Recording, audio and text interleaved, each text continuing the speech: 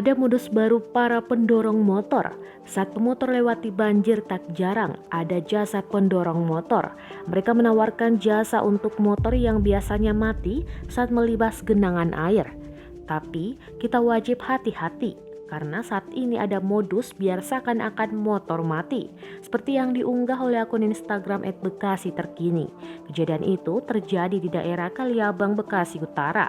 Terlihat beberapa bocah menerima jasa dorong motor.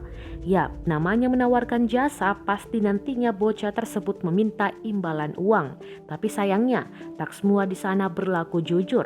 Seperti bocah ini yang mendorong pengendara motor metik wanita. Saat mendorong, ia menurunkan standar samping motor wanita tersebut. Memang beberapa mesin motor akan otomatis mati saat standar samping dihidupkan. Aksi ini pun langsung mendapat respon dari warganet.